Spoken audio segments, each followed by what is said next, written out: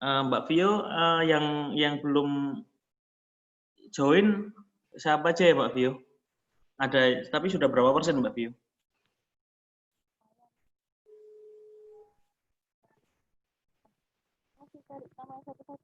Suaranya kecil Mbak Vio.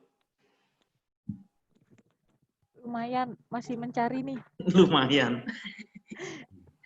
Ya, ini sudah direkam ya Mbak Vio? Sudah. Oke, sip. Sebentar lagi Pak Bondan akan join.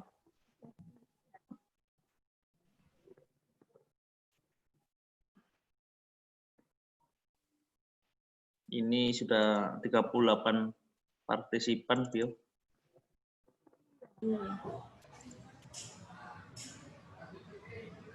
Ini ada suara nih. Bu Eli Retno. Ya. Maskernya bagus, Bu. Ya. Tapi masih bagusan maskernya Pak Hendro tuh. Oh, gitu. Saya tidak ngobrol itu nanti saya. Enggak, saya Pak Hendro tampakkan ininya Pak Hendro, tampakkan kameranya Pak Hendro.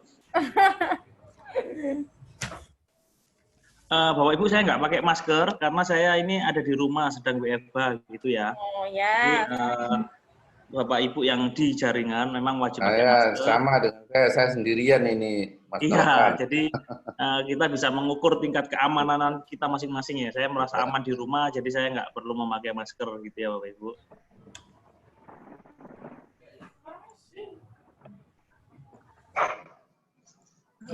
Bentar, kita nunggu. Saya memakai masker. Pak Bambang, aman Sukorejo lah. Aman, terkendali. Aman, terkendali. Totolannya sih kurang aman. Posisi di mana ya? Kelas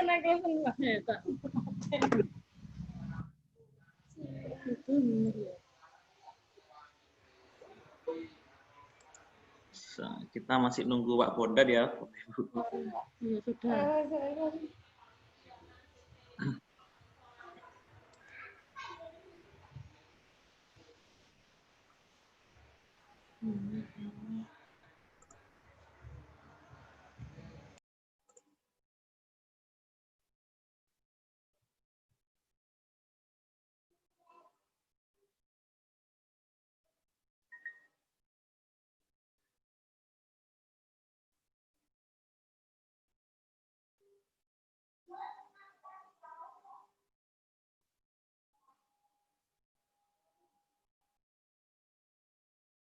Oke, Pak Bondan OTW join nih.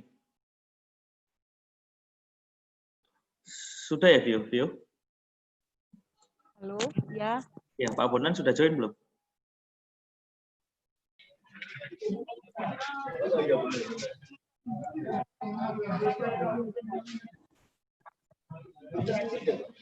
Halo, Mas Nopan. Pak Bondan Ya. belum join. Belum. Pak Bondan belum ini join. Belum ya. Saya tak ingetin dulu. Bu Indri bisa pakai background-nya yang tak kasih tuh.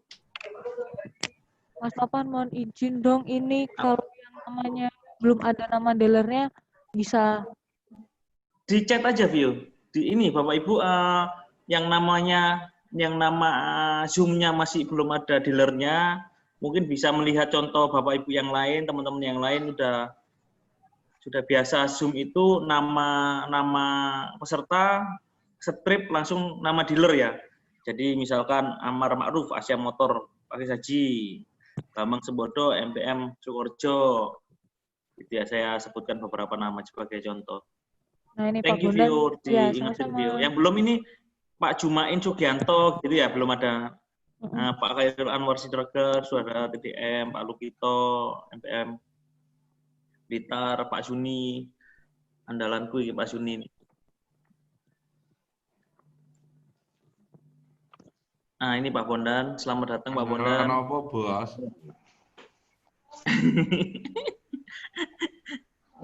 Oke, waktu sudah menunjukkan jam 14.00 lebih 1 menit di laptop saya. Acara akan saya segera buka. Jadi terima kasih Bapak Ibu, salam satu hati. Terima kasih sudah meluangkan waktunya pada siang hari ini pada kesempatan untuk acara webinar perlindungan konsumen sebagai ujung tombak marketing di era digital. Nah, materi ini nanti akan disampaikan langsung oleh Bapak Dr. Andes Muhammad Said selaku Ketua Yayasan Lembaga Perlindungan Konsumen Jawa Timur. Nanti Pak Said langsung bisa memperkenalkan diri saat sebelum menyampaikan materi ya Pak. Jadi agenda hari ini nanti akan ada pembukaan dari Pak Bondan. Ya. Selanjutnya ada materi dari Pak Said, dari Dr. Andes Muhammad Said Sutomo selaku Ketua Yayasan Lembaga Perlindungan Konsumen Jawa Timur. Kemudian kita ada sesi sharing discuss atau tanya jawab. Jadi selama nanti Pak Said menyampaikan materi, itu Bapak Ibu bisa menyampaikan pertanyaan via chat ya. Ini chatnya sudah dibuka ya, Vio ya? Sudah dibuka. Oke. Seperti itu ya Bapak Ibu. Saya sama Pak Said tidak pakai masker karena saya sedang di rumah WFH dan Pak Said juga sedang di rumah atau di rumah ya Pak ya? Dan sendirian ya Pak? Di kantor. Oh di kantor tapi sendirian ya Pak? Ya. Jadi dirasa aman untuk tidak menggunakan masker.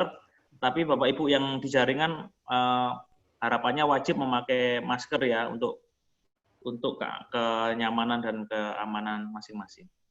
Sebelum acara dimulai, saya akan mencoba untuk memimpin doa agar webinar pada siang hari ini berjalan lancar dan berguna bagi teman-teman PIC jaringan dan bisa diimplementasikan di jaringan maupun diteruskan ilmu ini ke timnya di jaringan.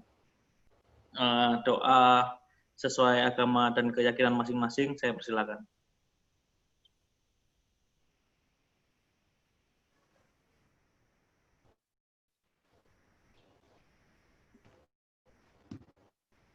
Amin. Ya, terima kasih. Selanjutnya Pak Bondan akan memberikan sepatah dua kata tentang webinar pada siang hari ini. Waktu dan tempat saya persilakan Pak Bondan. Oke, tes bisa didengar, Novan? Bisa Pak, aman Pak. Oke, mohon maaf tadi sempat keluar masuk dan sempat nggak bisa masuk. Karena ya tantangan di era digital dan online itu ternyata laptop kadang-kadang nggak kompak sama kita gitu ya. Jadi mohon maaf ya agak terlambat sedikit. Assalamualaikum warahmatullahi wabarakatuh, teman-teman sekalian, salam satu hati. Ya, selamat datang. Sebelumnya saya sampaikan selamat siang. Assalamualaikum Pak Said. Waalaikumsalam warahmatullahi wabarakatuh, Pak Bondan. Perdana ini saya bertatap muka walaupun via laptop ya dengan Pak Said. Mohon maaf ini karena sebenarnya agendanya sudah disusun banyak Pak, tapi ya karena kondisi akhirnya kita ya alhamdulillah masih mendapatkan cara untuk bisa bersua gitu ya Pak Said. Ya alhamdulillah. Untuk teman-teman dari para PIC jaringan gitu ya, ini memang tidak semuanya karena keterbatasan. Kalau banyak sih bisa gitu, tapi saya pikir juga enggak akan. Dalam rangka Hari Pelanggan, jadi dalam rangka Hari Pelanggan tahun ini sangat spesial sekali, sangat spesial sekali. Dari sisi pelanggannya, karena kita semua kan juga pelanggan, jadi kita semua ini kan konsumen gitu. Kita semua merasakan sebagai konsumen ini very spesial dari sisi kita sendiri maupun saat kita berinteraksi. Terutama juga dari sisi bisnis kita, dalam hal ini dealer dan ahas gitu ya, dari Honda. Tantangannya luar biasa, tapi alhamdulillah di April kita berusaha struggling, April, Mei, Juni, membaik, Juli dan seterusnya hingga saat ini. Moga-moga ini semua dapat berjalan dengan tetap aman, lancar, terkendali gitu ya, dan kita semua selalu diberikan kesehatan. Ini sangat menarik sekali Pak Said, saya lihat judulnya ini luar biasa. Jadi perlindungan konsumen, ujung tombak marketing di era digital. Jadi memang sekarang itu era digital itu ditarik ya Pak. Jadi kalau awalnya itu kami sendiri di MPM juga sudah punya planning, di Honda punya planning tahun sekian nanti apa, tahun sekian apa. Sekarang tiba-tiba hari ini juga semuanya online gitu ya. Dan awalnya sulit, tapi akhirnya bisa karena kita terbiasa. Nah, teman-teman sekalian nanti apa yang akan disampaikan Pak Said, harapannya kita semua bisa mendapatkan insight dari sisi yang berbeda. Ya, selama ini teman-teman di jaringan sering sekali kan ketemu dengan kita, dengan kami, kemudian diskusi, bahkan mungkin ada seminar, melihatnya dari sisi sebagai bisnis kita harus bagaimana. Nah, saat ini kesempatan yang luar biasa, Pak Muhammad Said Sutomo, ini beliau adalah Ketua dari Yayasan Lembaga Perlindungan Konsumen Jawa Timur, berkenan untuk bisa sharing, gitu ya, membagikan poin apa saja dari sudut pandang atau dari kepentingan konsumen. Tapi yang luar biasa di sini nanti Pak Said bisa menyampaikan itu bukan hanya dari sisi konsumen, tapi dari sisi jaringan. Jadi insya Allah imbang, dan saya yakin kita semua bisa mengambil insight dan hal-hal yang positif dari sini. Ada 3 hal, Mantap. yang harus perhatikan. Yang pertama, teman-teman sekalian, kita itu sekarang menjadi digital, gitu ya. Nah, digital, karena digital dan melalui online dan lain sebagainya, ternyata customer itu hubungan dengan jaringan itu sekarang semakin personal. Kok bisa personal? Sekarang Anda bikin nge-upload gitu ya, kemudian mereka komen, mereka DM. Belum lagi kalau Anda upload status WA yang promosi, mereka reply. Akhirnya personal Anda dengan orang tersebut, gitu ya. Jadi digital ini membawa juga semakin personal bagaimana kita berkomunikasi dengan baik. Nah, di sini sangat penting untuk bisa saling memahami antara customer kita dan apa yang harus kita berikan. Jadi saling memahami dan tentunya bisa memberikan solusi. Digital semakin personal, mari kita selalu saling memahami sehingga bisa memberikan solusi. Mungkin itu dari saya. Insya Allah acara ini nggak lama, gitu ya, cukup singkat, tapi insya Allah bermanfaat. Assalamualaikum warahmatullahi wabarakatuh. Salam satu hati. Waalaikumsalam warahmatullahi wabarakatuh. Salam satu hati. Ya, Terima kasih Pak Bondan. Salam. Salam satu hati, Pak. Salam satu hati. Oke, terima kasih Bapak Ibu. Jadi Salam habis satu ini, hati. oke, habis ini akan dilanjut materi langsung dari Pak Said. Akan saya share screen-nya Pak Said, dari saya Pak Said ya. Saya ingatkan lagi Bapak Ibu, kalau ada pertanyaan atau mau hal yang didiskusikan selama materi dari Pak Said disampaikan, bisa langsung melalui chat ya. Jadi Bapak Ibu sampaikan di chat, nanti saya akan dibantu Mbak Vio, akan bacakan satu persatu pertanyaan Bapak Ibu, nanti akan dijawab oleh Bapak Said. Selama materi mohon untuk di mute ya, Mbak Vio minta tolong dibantu peserta untuk bisa di mute. Ya, assalamualaikum warahmatullahi wabarakatuh. Ya, terutama sekali kepada Pak Bondan, salam kenal, dan kepada kawan-kawan semua jaringan di MPM. Mudah-mudahan dalam kesempatan ini dalam keadaan sehat walafiat. Amin. Kurang satu apapun, dan dalam jaringan yang berbeda-beda tetap semboyannya satu hati. Dan mudah-mudahan dalam pertemuan, dalam presentasi yang kami berikan ini bisa memberikan manfaat, tidak pindah ke lain hati. Itu yang penting ya. Bahwa Undang-Undang Perlindungan Konsumen selama ini seringkali dianggap sebagai satu hambatan, sebagai satu rintangan, hal-hal yang dianggap satu meribeti. Sebenarnya bukan, justru Undang-Undang Perlindungan Konsumen ini adalah sebagai satu tantangan, sebagai ujung tombak marketing kalau kita bisa memahami secara benar. Buktinya apa? Nanti kita sampaikan dalam hal bersama-sama. Monggo lanjut, jadi dibantu untuk bisa terus ada 3 pilar dalam rangka penegakan Undang-Undang Perlindungan Konsumen tadi, artinya dalam rangka mensosialisasikan Undang-Undang Perlindungan Konsumen. Artinya dalam hal mengerti dalam hal konsumen. Dalam hal ini dalam kesempatan ini saya ingin memberikan satu perspektif dari sisi konsumen. Siapa konsumen itu? Yaitu adalah orang perorangan yang memanfaatkan barang atau jasa yang ada di masyarakat, yang bukan untuk diperdagangkan. Jadi mereka beli untuk konsumsi, untuk digunakan sendiri atau orang lain atau makhluk hidup lain-lainnya, bukan untuk diperdagangkan. Kemudian pelaku usaha adalah, dalam hal ini adalah pelaku ekonomi, baik orang perseorangan atau badan hukum, baik itu berupa korporasi, perusahaan BUMN, BUMD, koperasi, importir, dan lain sebagainya. Itu adalah satu pelaku usaha. Konsumen dan pelaku usaha butuh adalah regulator, yaitu pemerintah yang mengatur. Nah, kenapa konsumen itu harus diatur? Ada hal-hal yang penting yang tidak perlu diatur, pemerintah tidak perlu mengatur. Umpama dalam segi standarisasi dalam potongan rambut. Saya tidak mungkin akan meniru potongan rambut dengan standar Pak Novan. Pak Novan bisa saja menggunakan potongan rambut dengan sesuai dengan keinginannya. Dan itu pemerintah tidak perlu mengatur. Itu adalah selera. Karena tidak menyangkut hal-hal kepentingan umum.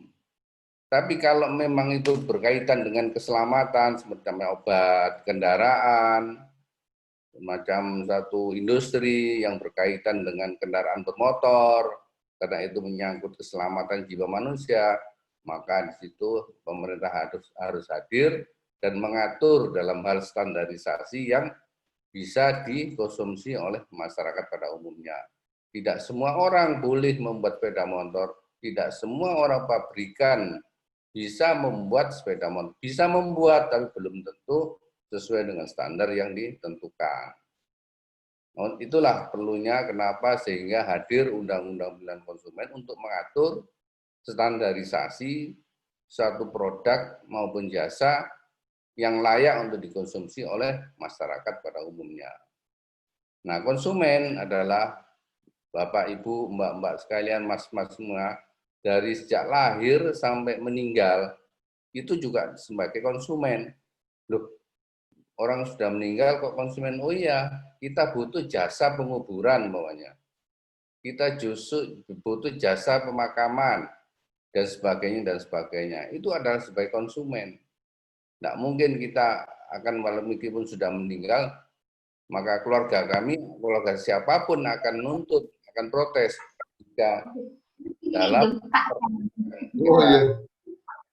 kita sudah meninggal, dianggap bukan tidak butuh lagi kepada satu pelayanan, tapi butuh suatu pelayanan. Lanjut, Mas. Ya. Nah, apa perbedaannya produk barang dan jasa?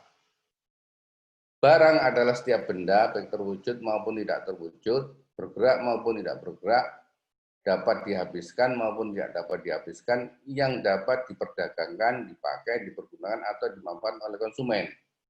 Nah, di dalam NPM ada satu produk barang, sepeda motor, kendaraan motor. Produk jasa apa? Setiap layanan yang berbentuk pekerjaan atau prestasi yang disediakan bagi masyarakat, pelaku usaha untuk dimanfaatkan oleh konsumen. Nah, saya melihat di dalam satu usaha PT NPM ini ada produk dan ada jasa.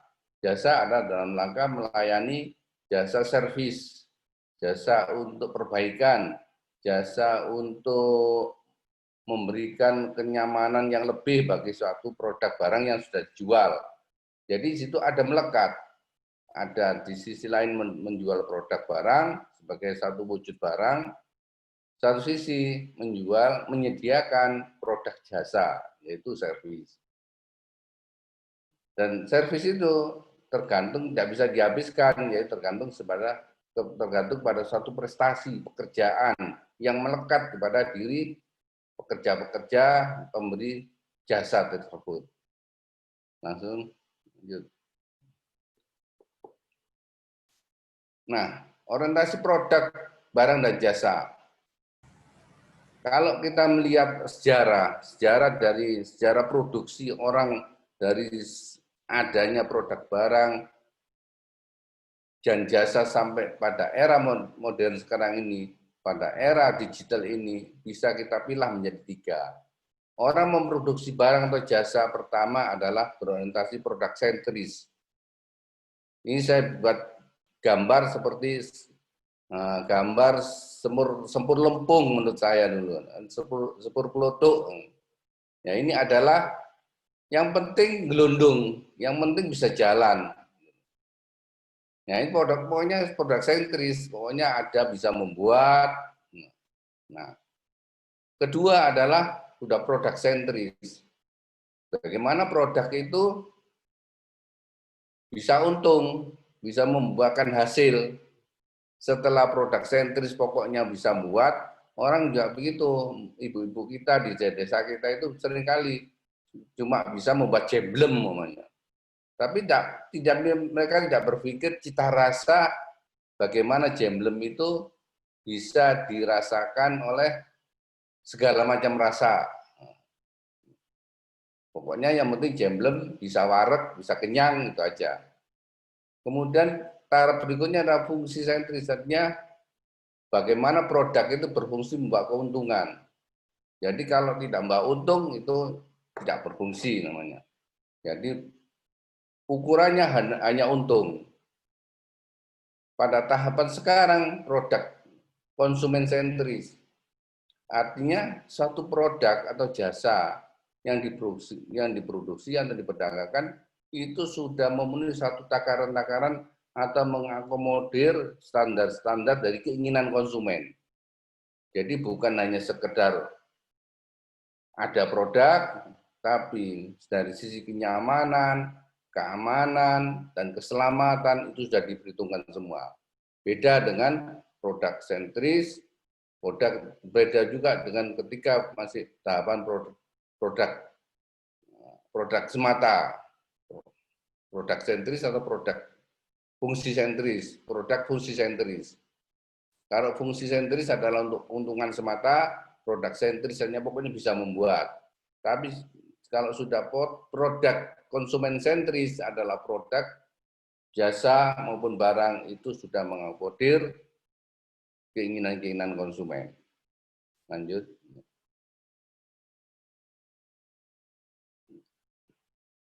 Nah, apa ekspektasi konsumen atau keinginan konsumen pada umumnya? Sama saja. Jadi keinginan konsumen pada umumnya, jenengan maupun saya maupun siapapun, cuma ada 3 hal. Yaitu tepat harga. Jadi bagaimana konsumen itu membeli barang atau jasa, membayar barang atau membayar jasa, itu sesuai dengan harga yang disepakati. Ini dalam Undang-Undang Konsumen begitu. Oleh karena itu, pemerintah mengatur dalam Permendak nomor 7 tahun 2013, harga terendah yang berlaku pasal 7 ayat 2. Yaitu jika ada Bapak Ibu atau teman-teman sekalian itu ke supermarket atau minimarket, ada selisih harga atau tidak kesamaan harga antara harga yang di rak dengan harga yang di kasir, maka mana yang harus jadi pegangan? Harga mana? Orang ada yang mengatakan yang menjadi pegangan harga di kasir. Tapi Menteri Perdagangan atau pemerintah mengatur yang menjadi pegangan jika terjadi 2 harga yang tidak sama, maka harga yang terendah yang harus dibayar oleh konsumen. Dasarnya ini Permendak nomor 7 tahun 2013. Nomor 35, Masya Allah. Permendak nomor 35 garing Mdak Emper garing 7 garing 2013. Di situ dijelaskan bahwa jika terjadi perbedaan harga antara harga di rak dan harga di kasir, Di komputer, maka yang jadi pegangan adalah harga yang terendah di antara kedua harga. Kedua adalah tepat mutu pelayanan. Maka orang akan mengukur mutu pelayanan yang diberikan itu harus unggul. Apakah dari sisi teknologi proses bisnisnya itu menggunakan manual atau digital. Dua, SDM-nya wajib memenuhi kompetensi ahli atau di bidangnya. Karyawannya itu memang sudah ahli atau enggak di bidangnya. Ketika ketersediaan barang dan infrastruktur wajib sesuai dengan standar kenyamanan, keamanan, keselamatan konsumen yang telah ditentukan oleh ketentuan peraturan perundang-undangan. Artinya apa? Ruang tunggunya harus nyaman, harus aman. Jadi kelengkapan alat-alat pemadam kebakaran itu harus tersedia. Jangan sampai ketika terjadi sesuatu, ketika ada penyidik menulis satu-satu standar keamanan, keselamatan itu tidak ada satu poin yang tidak ditepati, maka menjadi salah. Jadi harus dipastikan bahwa standar mutu pelayanan bukan hanya dari sisi teknologi proses bisnisnya, tapi juga SDM-nya, tapi juga infrastrukturnya. Terakhir adalah tepat waktu. Nah, tepat waktu ini adalah menjadi satu ukuran baik buruknya suatu pekerjaan. Seringkali sekarang ini tepat waktu diremehkan. Oleh karena itu, jika memberikan satu layanan, memberikan suatu pengiriman barang, harus sesuai dengan janji, harus sesuai dengan waktu yang ditentukan. Jadi umpamanya menservis sepeda motor itu berapa lama waktunya? Dan sehingga orang bisa menunggu, bisa mengukur waktu, karena waktu adalah sekarang ini segala-galanya. Kenapa angkutan umum sekarang ini tidak disukai banyak orang? Karena angkutan umum, angkot dan sebagainya, bus kota dan sebagainya, karena tidak tepat waktu, tidak bisa ditentukan waktunya, sehingga bisa tergeser oleh penawaran angkutan umum lainnya yang lebih memberikan kepastian tepat harga, tepat mutu pelayanan, dan tepat waktu. Kalau tiga hal ini tidak bisa diterima oleh konsumen, maka konsumen akan pindah ke pilihan lain, pindah akan mencari yang menjanjikan tepat harga, tepat mutu, dan tepat waktu tadi. Lanjut. Nah, kebutuhan barang atau jasa sekarang ini sudah aksesnya sudah sangat beda dengan zaman-zaman yang dahulu, masih zaman-zaman konvensional. Sekarang ini seluruh kebutuhan sudah melalui digital. Dan kebutuhan barang atau jasa secara digital ini sudah menjadi lifestyle, menjadi gaya hidup anak-anak kita. Anak-anak muda sekarang ini sudah gaya hidupnya seperti itu. Jadi penawaran barang sekarang tidak hanya secara konvensional, tapi juga ditawarkan secara digital. Jenengan kalau pernah belajar di sekolah dasar, pernah belajar di bahasa Jawa atau pada pujangga-pujangga Jawa, namanya Joyoboyo dulu, yaitu ada satu ramalan Joyoboyo yang disebut pasar ilang kumandangi, tanpa rupo lan tanpa suworo. Itu adalah ramalan Joyoboyo yang saya kutip di sini, yang dikemukakan belasan abad yang lalu, bahwa pasar itu akan kehilangan hiruk pikuknya. Pasar sudah tidak butuh bentuk lagi, dan pasar sudah tidak butuh suara lagi.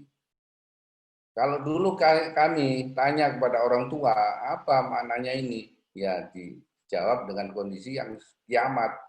Padahal sekarang pun belum kiamat, ternyata sudah menjadi kenyataan.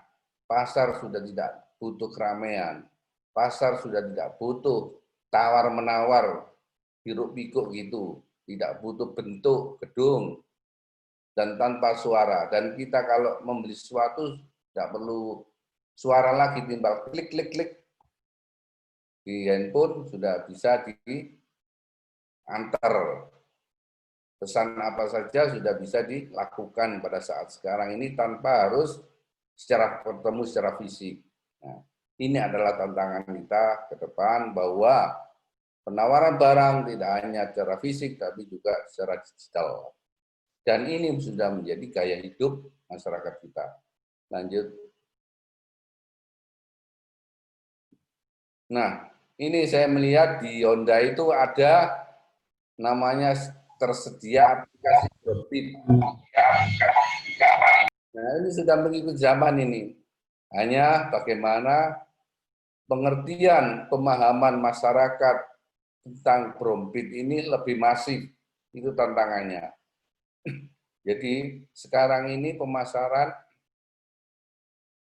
teman-teman yang bekerja di Honda itu pelayanannya sudah harus berbasis data.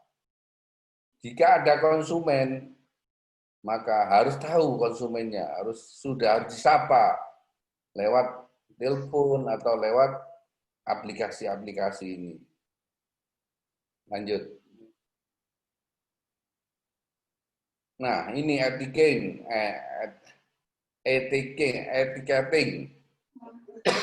Maaf saya baca.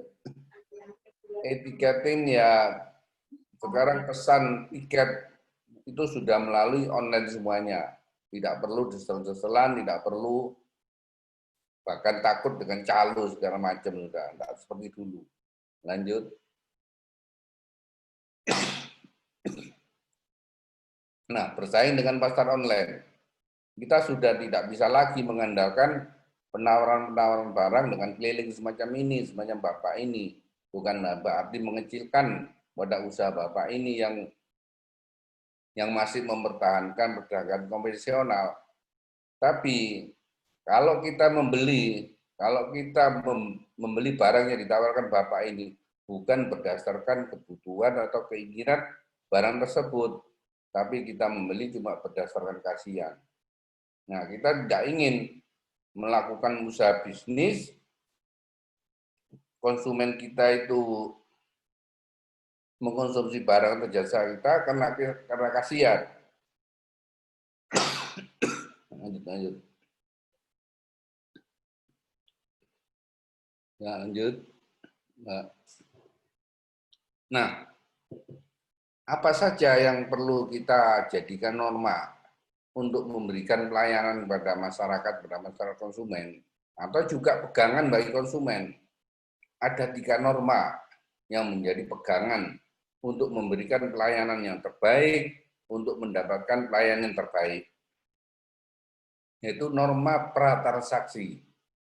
Jadi norma proses transaksi dan norma-norma pasca transaksi. Lanjut, apa saja norma-norma pratransaksi tadi? Lanjut.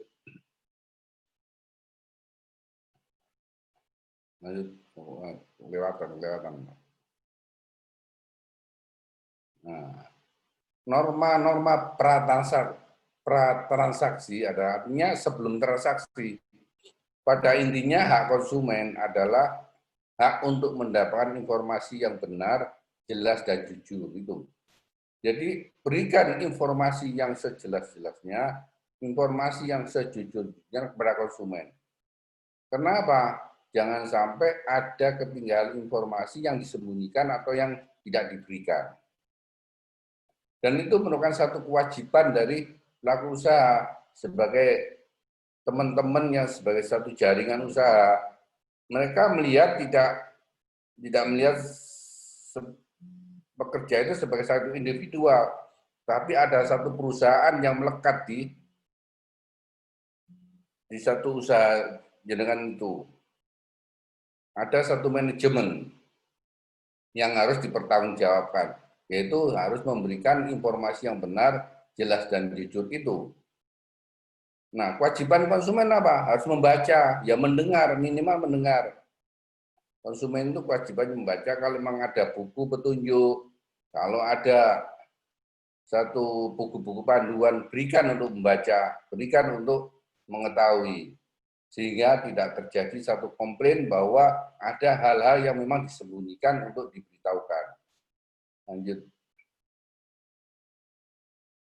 Nah, ini pengiriman barang secara digital. Ini terjadi di negeri Cina. Ini saya ambil ya bahwa di negeri Cina sudah ada pengiriman barang melalui drone. Dan 2 tahun, 3 tahun yang lalu teman-teman Jogja itu sudah ada yang merekayasa mau membuat satu pengiriman barang semacam ini, tapi terbentur regulasinya di Indonesia. Mungkin saja suatu saat orang mengirim sepeda motor, menjajakan sepeda motor sudah tidak lagi dengan mobil pickup. Mungkin saja pengiriman dengan melalui drone, kalau memang dimungkinkan. Atau mungkin juga kalau memang mbak-mbak di antara manajemen MPN besok ada suatu saat punya apartemen di lantai 25 namanya. Tiba-tiba mbak pagi-pagi kepingin pecel semuanya. Dikirim lewat drone aja ke lantai 25. Bisa jadi itu suatu saat terjadi semacam itu. Jadi pengiriman nasi pecel sudah tidak perlu bro-bro, tidak perlu memanggil, tidak perlu turun dari ke bawah dari lantai 25 namanya. Langsung dikirim lewat jendela melalui drone. Itu adalah perkembangan teknologi untuk ke depan. Oleh karena itu, bahwa suatu saat PT Pos dan pengiriman fisik itu akan ditinggalkan banyak orang. Dan sekarang sudah mulai terasa. Lanjut. Nah, norma-norma proses transaksi. Apa saja? Nah, proses transaksi ini artinya ketika konsumen dan pelaku usaha sedang melayani dan konsumen menerima pelayanan. Nah, itu harus intinya dari semua ini adalah tidak boleh diskriminatif. Nanti mentang-mentang yang beli seorang ganteng, wah gati ini enggak karu-karuan. Atau bagi teman-teman yang cowok, mentang-mentang yang datang konsumennya cantik, wah gatinya melebihi batas. Nah, ini tidak boleh itu. Membedakan antara konsumen yang pakai sandal jepit datang dengan pakai menjanjikan dengan satu penampilan yang menarik. Jadi semua harus dilayani dengan standar yang sama. Jangan sampai orang akan komplain bahwa wah pada saya melayani kok begini, pada orang itu kok begini. Jangan sampai ada kesan semacam itu. Kenapa? Ketika sudah ada kesan perbedaan itu, maka konsumen akan lari, akan pindah ke lain hati. Lanjut. Nah, norma-norma pasca transaksi. Nah, bukan berarti konsumen sudah membayar, sudah lepas dari membeli satu barang atau melepaskan diri dari satu layanan, sudah membayar lunas, berarti bukan berarti tidak ada norma yang mengatur. Itu ada yang norma mengatur, yaitu dia kalau memang mengalami kerugian, mengalami ketidakpuasan, bisa komplain, bisa menuntut minta ganti rugi terhadap layanan yang tidak sesuai dengan yang dijanjikan umpamanya. Nah, kewajiban memberikan kompensasi dan sebagainya itu ya artinya kompensasi dengan sesuai dengan harga yang disepakati. Lanjut. Nah, artinya siapa yang melakukan komplain itu? Yang melakukan komplain adalah seorang konsumen. Nah, kalau komplain lewat kami, seringkali kita tanyakan bukti transaksinya mana. Karena itu satu bukti bahwa dia punya ikatan hukum atau sekelompok konsumen.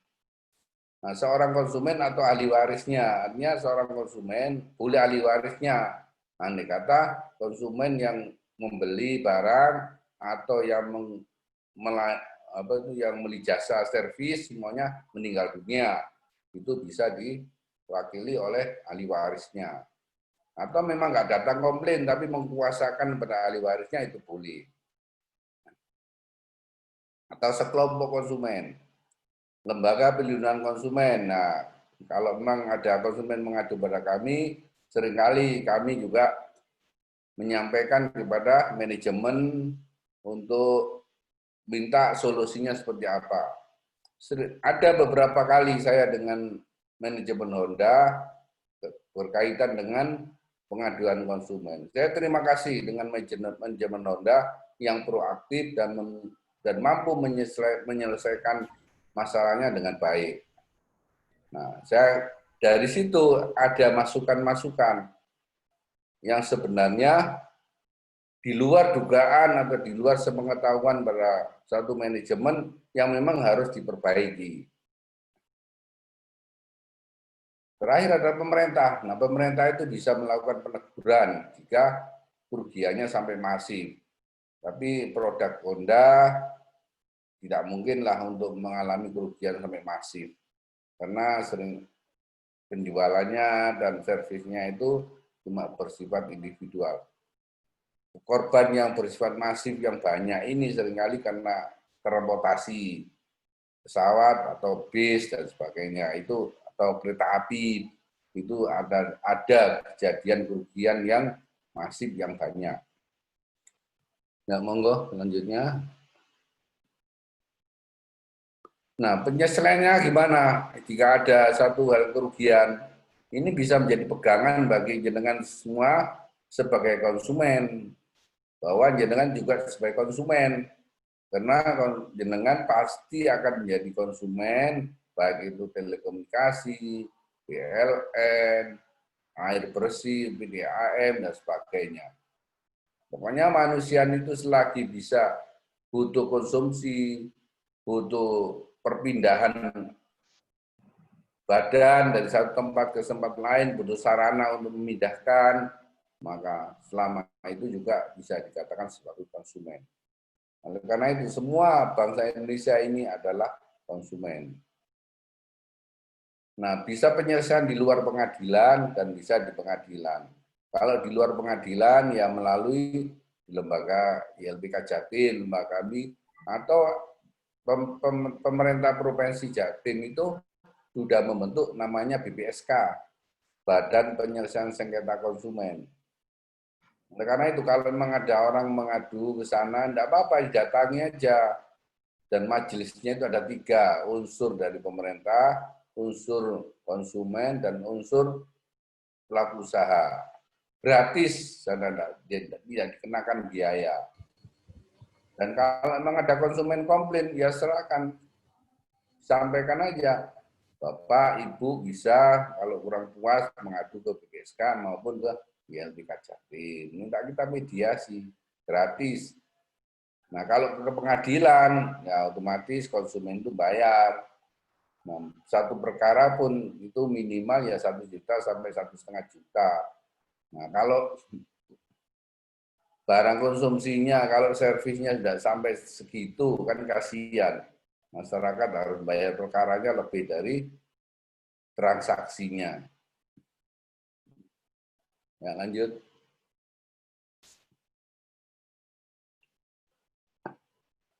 Nah, tupoksi LPKSN ya semacam kami ini. Jadi, Bapak Ibu kalau ingin tahu apa sih kerjanya YLPK Jatim itu, bahwa tidak semua yayasan konsumen itu sudah diakui oleh pemerintah. Oleh karena itu, Bapak Ibu manajemen tidak perlu khawatir kalau dikomplain oleh YLPK, lembaga konsumen yang mengaku-ngaku gitu. Ya tanyakan legalitasnya, mohon maaf legalitasnya apa, saya dikasih tahu gitu. Tidak apa-apa itu kalau memang dikomplain oleh satu lembaga lain. Tugasnya apa? Pertama yaitu menyebarkan informasi, memberikan nasihat kepada konsumen yang memerlukannya, bekerja sama dengan instansi terkait dengan upaya mewujudkan perlindungan konsumen. Nah, kerjasama dengan kesempatan sekarang ini bisa kita diajak untuk bicara dengan manajemen MPM. Nah, ini salah satu bentuk kerjasama, membantu memperjuangkan haknya keluhan atau pengaduannya, melakukan pengawasan bersama pemerintah dan masyarakat terhadap pelaksanaan perlindungan konsumen. Jadi melakukan pengawasan, dan itu pun kalau diajak oleh pemerintah, kita tidak punya hak langsung ujuk-ujuk datang ke kantor MPM, langsung mengawasi izinnya, langsung mengawasi standarnya, itu tidak boleh. Jadi ada aturannya, jadi tidak semua. Nah, kalau pemerintah memang boleh langsung masuk, lalu mengawasi, menanyakan ini dan itu. Tapi kalau kami sebagai LPKSM, lembaga non pemerintah, itu tidak boleh langsung ujuk-ujuk gitu. Lanjut.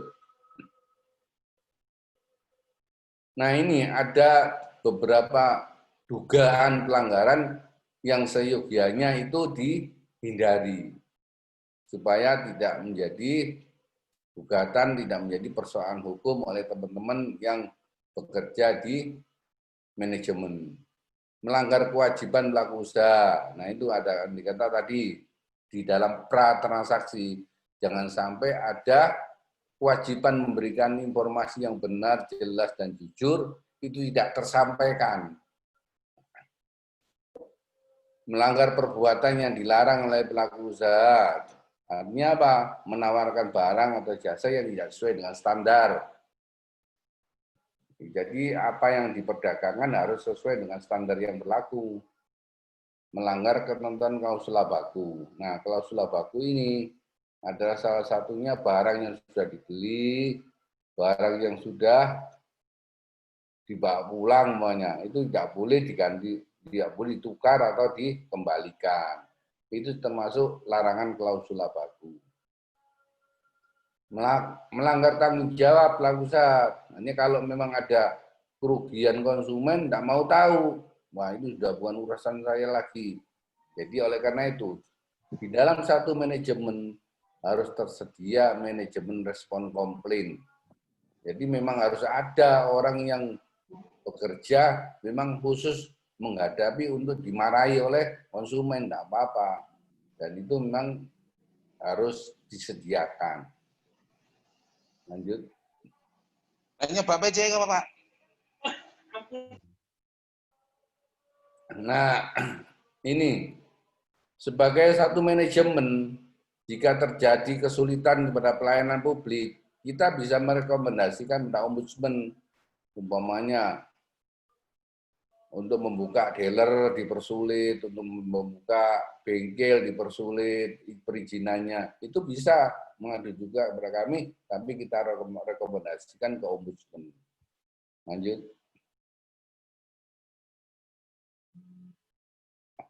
Nah, ini sanksi-sanksi yang bisa dikenakan. Saya yakin selama dari norma-norma itu bisa dilakukan secara konsisten, tidak perlu sanksi ini ditakuti.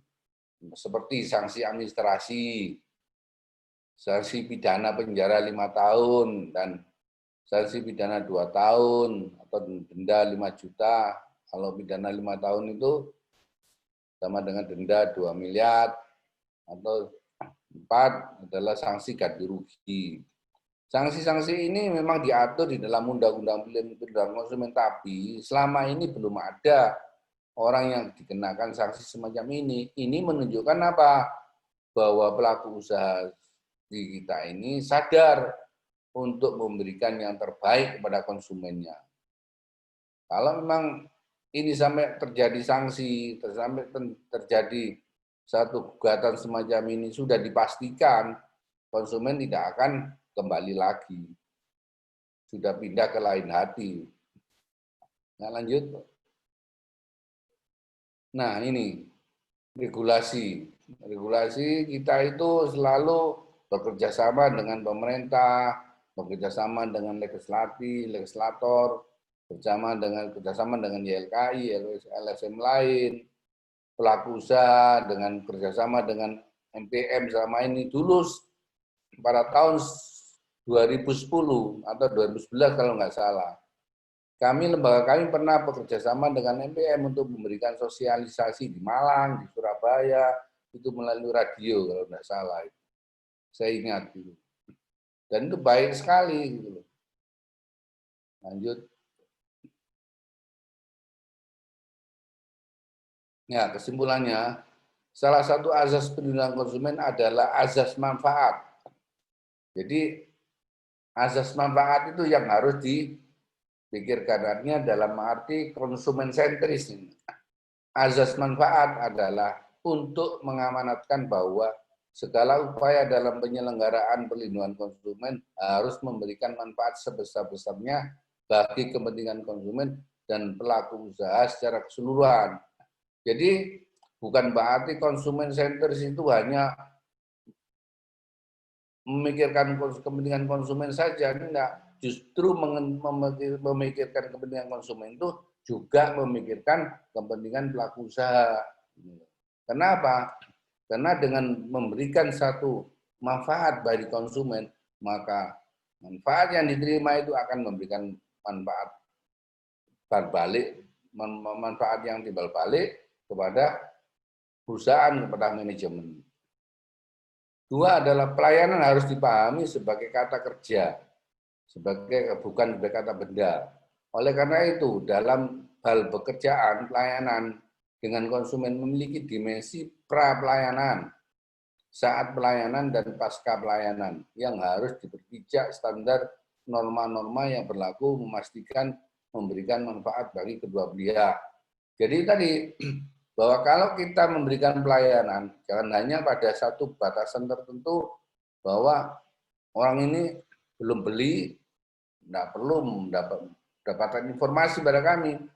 Jadi meskipun orang itu masih tanya-tanya, belum membeli, kasihlah informasi. Siapa tahu dengan informasi yang diberikan mereka menjadi terikat, menjadi ikut membeli dan ikut mengonsumsi barang yang kita tawarkan. 3, sikap cerewet atau kritis konsumen harus dipahami sebagai masukan atau sebagai ekspektasi konsumen untuk memastikan mendapatkan manfaat dari suatu pelayanan, untuk mendapat kualitas layanan prima, atau untuk mendapatkan barang dan atau jasa yang terbaik.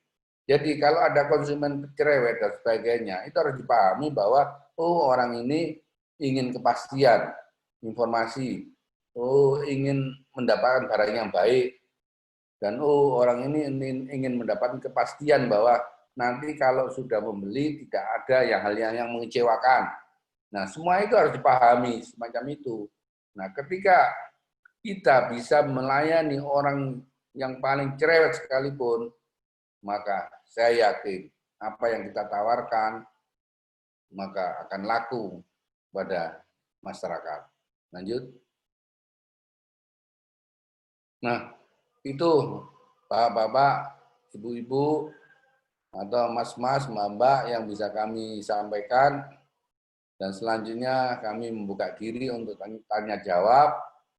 Mudah-mudahan apa yang kita sampaikan ini bisa dimengerti dan bisa memberikan satu wawasan baru untuk penguatan pekerjaan, penguatan pelayanan jenengan sebagai satu perusahaan yang sudah perusahaan terkemuka di Indonesia ini.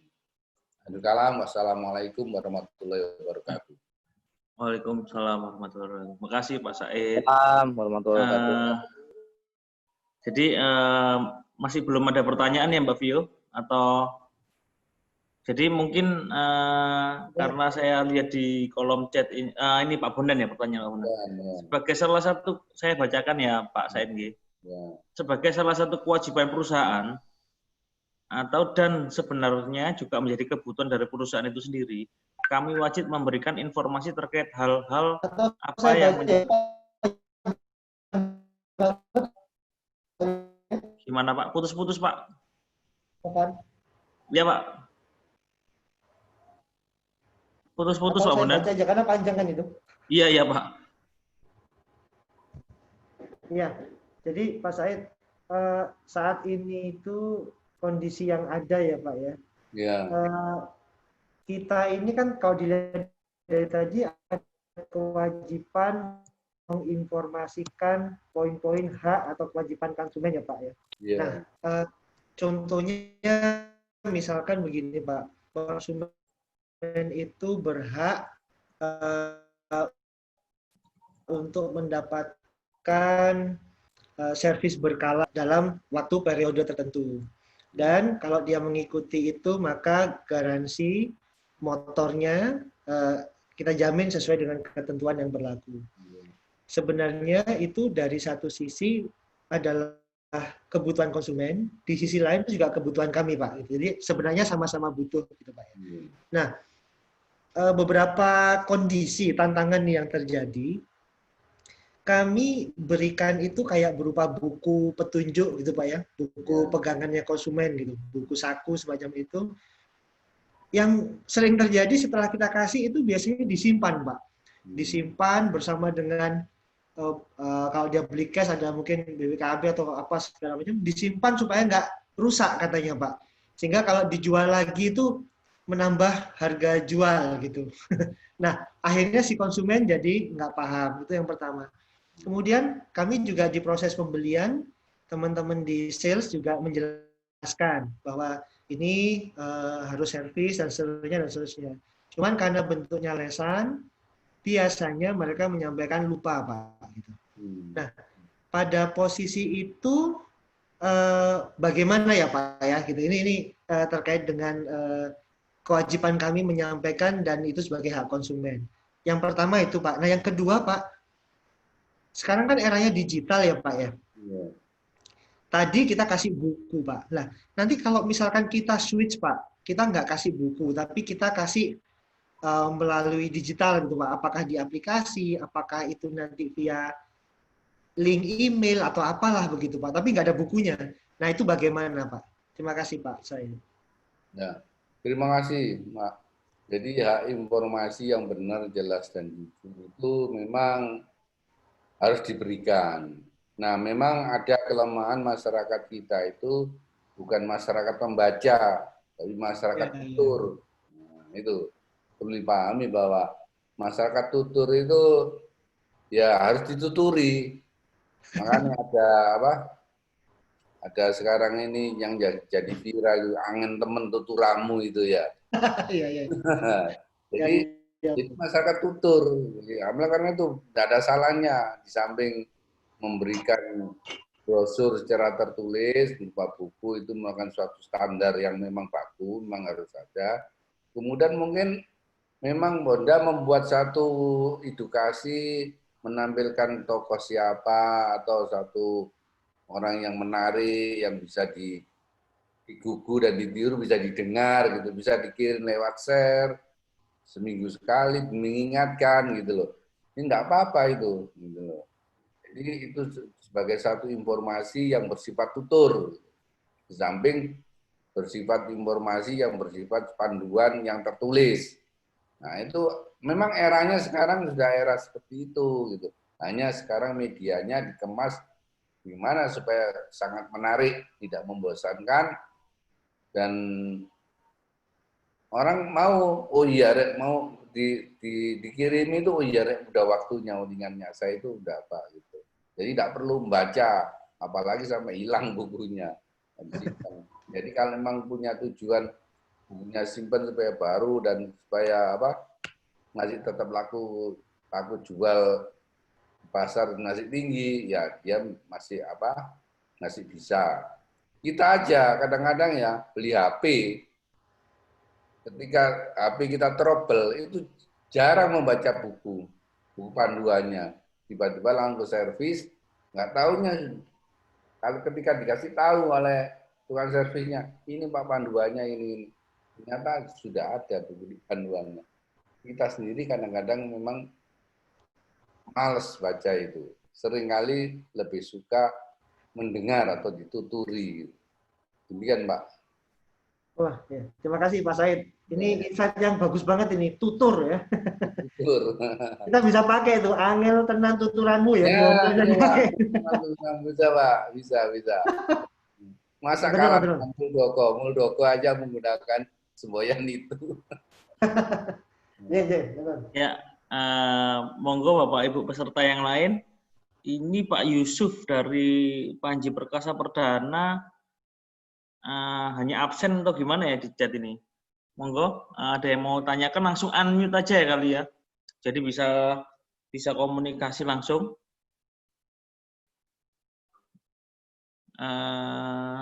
Belum ada yang bertanya. Ya, Kalau nggak ada saya. itu Mas Eko Suryo. Pak Eko? Ya, terima kasih Pak Said. Ya, Ketemu lagi via online ini. Ya, melanjuti apa yang disampaikan Pak Bondan tadi, gitu ya. Artinya kita di dealer, di FLP atau di orang yang bertemu sama konsumen sudah berusaha untuk menyampaikan hal-hal yang terkait dengan informasi tadi, gitu ya. Nah, ketika pada satu ketentuan si konsumen ini dia tidak melaksanakan apa yang diinformasikan. Nah, terus kemudian si konsumen berkelit bahwa tidak diinformasikan. Nah, memang di sini dengan kondisi seperti itu si dealer itu apakah karena dia menyampaikan tidak ada apa ya semacam kayak media atau sesuatu hal yang memastikan bahwa saya sudah menjelaskan itu. Nah, secara undang-undang perlindungan konsumennya bagaimana, Pak? ya, terima kasih Mas Eko. Ya. Sepanjang itu sudah diberikan dan tidak dibaca oleh konsumen, berarti ya konsumen itu melalaikan kewajibannya. Kewajiban konsumen kan membaca. Hanya bagaimana pelayanan kita ini lebih memastikan.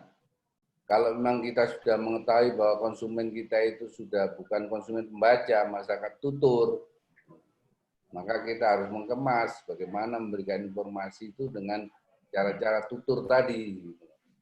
Jadi sehingga tidak ada alasan lagi bahwa konsumen itu tidak pernah mendengar atau tidak pernah diberikan informasi. Oleh karena itu, bahwa di era kita sekarang ini memang kita harus melakukan satu sosialisasi pengenalan dengan segala macam media. Gitu. Bahwa media yang selama ini ada teknologi sudah hampir semua orang itu punya lah. Maka itu melayani orang, mengenal kepada pelanggan berbasis data itu sangat penting. Jadi jenengan manajemen jangan sampai tidak mengenal sama pelanggannya, jangan sampai tidak tahu sama datanya. Sekarang ini pelayanan berbasis data itu sangat penting. Kenapa? Di samping kita itu mempererat hubungan dengan konsumen, mempererat ingin tahu apa kemauannya, dan kalau ada informasi-informasi baru selalu update dan konsumen selalu merasa diperhatikan. Seperti kata Pak Bondan tadi, bahwa konsumen itu selalu ingin mendapat pelayanan secara personal, ingin merasa diistimewakan. Semua orang itu begitu. Begitu orang itu sudah merasa, waduh sama itu sudah diistimewakan, udah orang itu akan melekat. Udah.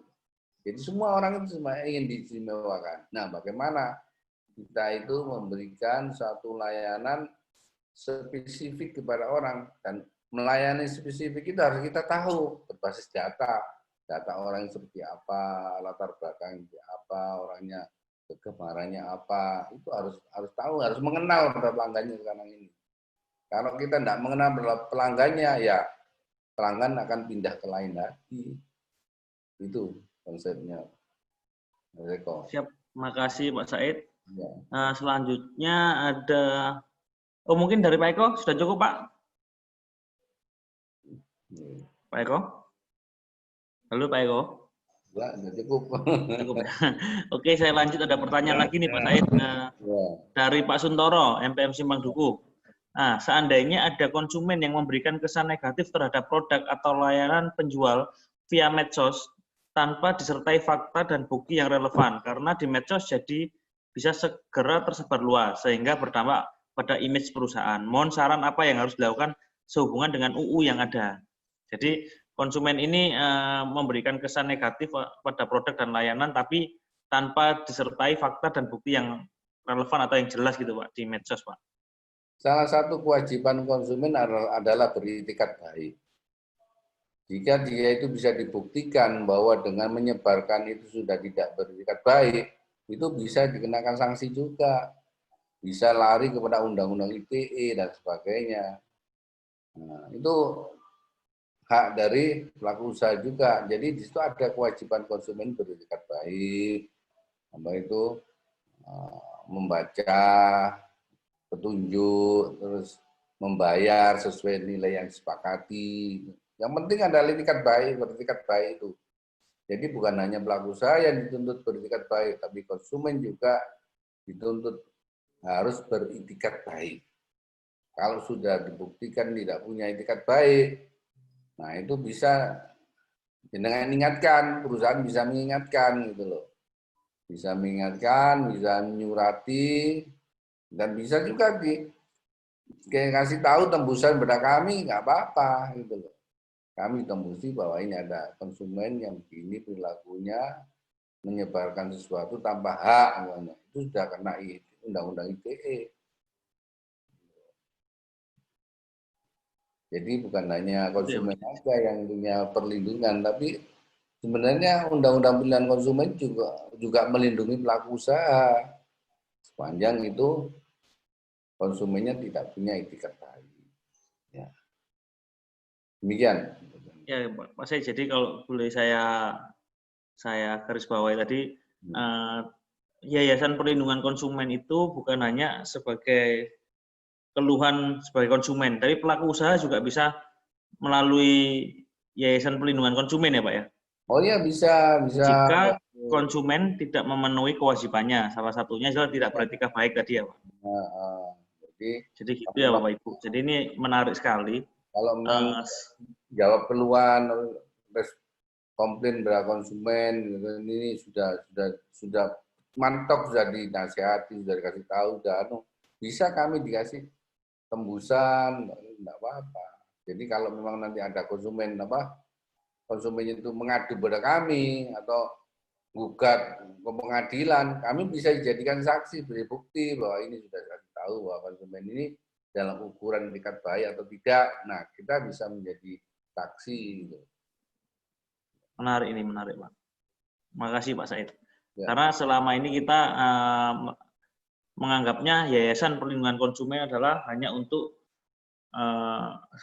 pengaduan konsumen gitu ya. Ternyata kita sebagai pelaku usaha juga bisa mengadukan konsumen, tapi bukan mengadukan ya, semacam apa ya? Mengasih pemberitahuan aja. Pemberitahuan ya. Oke. Berikutnya dari Ibu Yusi Agung Sakti Lumajang. Pertanyaannya adalah berkaitan dengan pertanyaan dari Pak Bondan dan Pak Eko, bahwa dealer sudah memberikan buku servis, sudah memberitahu secara lisan juga mengenai jangka waktu servis. Tapi konsumen memang lupa, tapi karena tidak ingin kehilangan oli dan servis gratis, maka konsumen mengada-ada dengan mengatakan dealer yang lalai tidak memberitahu. Bagaimana dengan konsumen yang seperti ini, Pak? Jadi emang kita itu ada semacam KPB, Pak. Servis berkala itu ada KPB 1, KPB 2 itu yang menggratiskan servis sama oli, Pak. Nah, kadang-kadang konsumen ini yang lupa, kita bukan susun ya, mungkin lupa, cuma dia akhirnya mengada-ada agar nggak kehilangan oli gitu, Pak. Nah, bagaimana dengan konsumen seperti ini, Pak?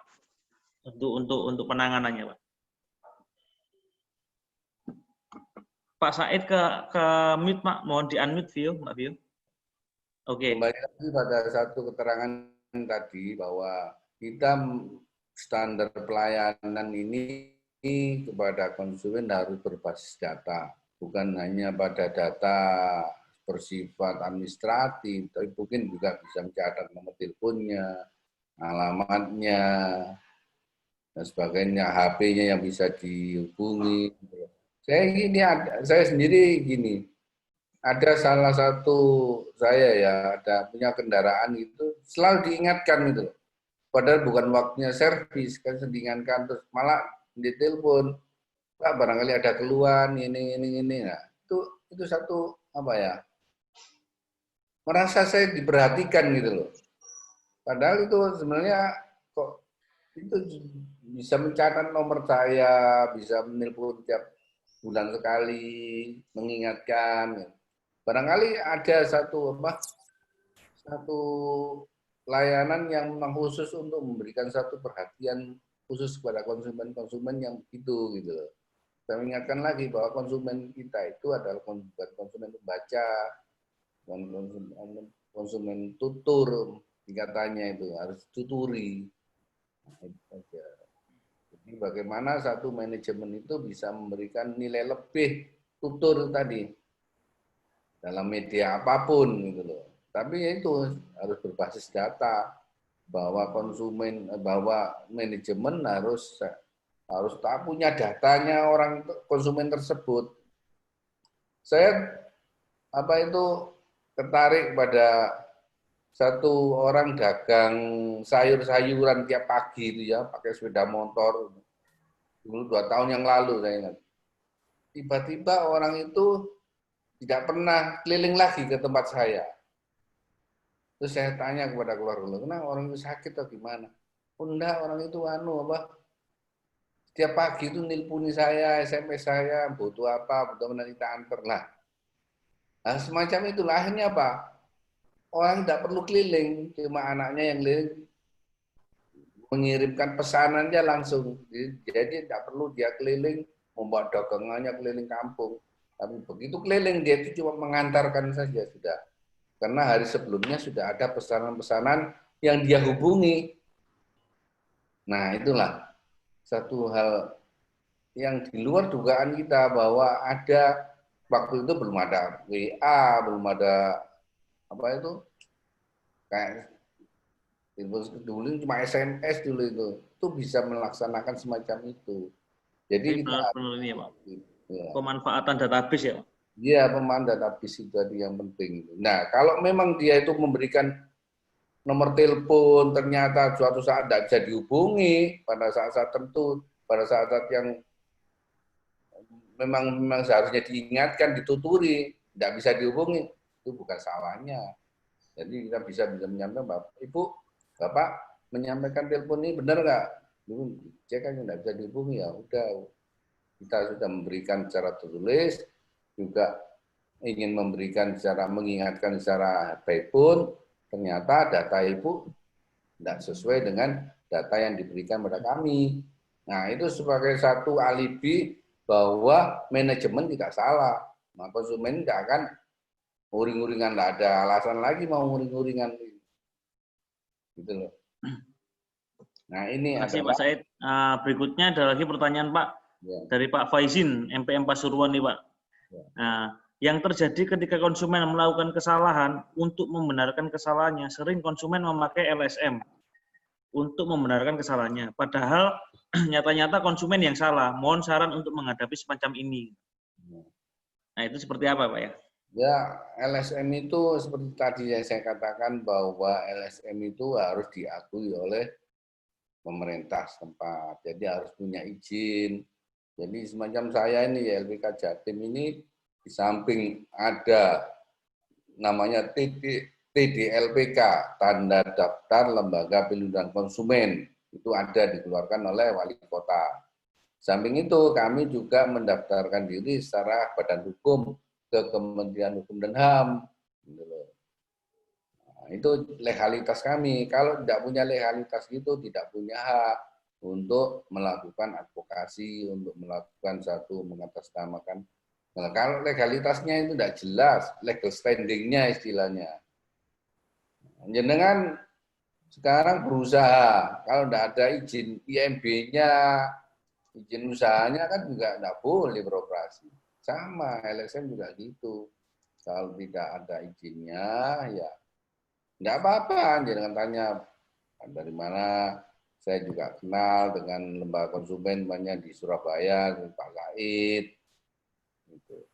Dan kami sendiri juga sebagai anggota komisioner Badan Perlindungan Konsumen Nasional, Pak Mas, juga mengawasi lembaga-lembaga perlindungan konsumen yang tidak legalitasnya nggak jelas itu, gitu loh.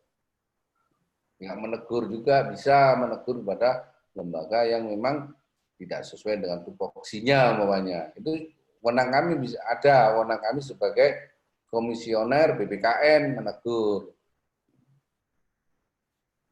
Itu ya Pak Faizin. Jadi semoga gimana Pak Bondan? Ya, sorry. Artinya Pak Said juga terutama teman-teman ya. Memang Pak itu terkadang itu ada pihak gitu Pak ya. Kita kan nggak tahu ya ini berapa enggak orangnya ini siapa. Pihak yang kemudian menyampaikan, oh kami dari apa gitu.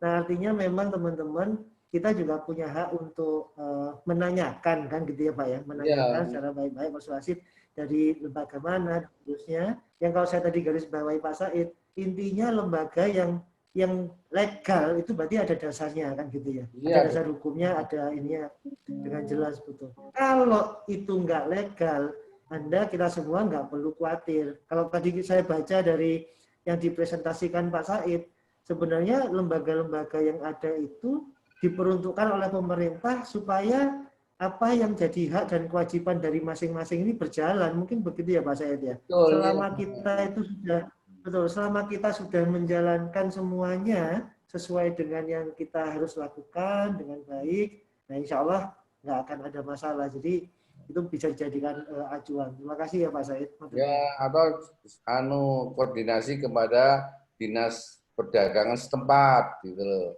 Untuk jadi catat aja lembaga itu mana, atau ya kan sekarang itu udah canggih, ada foto, ada WA, segala macam bisa difoto kan gitu. Yang bisa direkam, nggak perlu khawatir lah. Siap. Orang yang mau macam-macam sekarang ini khawatir. Takut diviralkan. Gitu ya Pak Faizin. Kita lanjut ke pertanyaan berikutnya dari Pak Bambang MPM Sukorejo.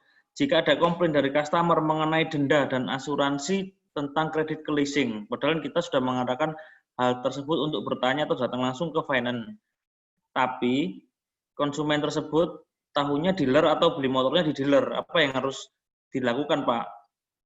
Jadi karena kondisi COVID ini mungkin banyak konsumen tanya terkait denda atau kayak relaksasi gitu, atau tanya asuransi tentang kredit, padahal itu sudah beda ini Pak, sudah beda ranah, karena ada leasing atau finance sendiri yang membiayai pembiayaan kredit konsumen. Sedangkan kita kan selaku hanya penjualan motornya Pak.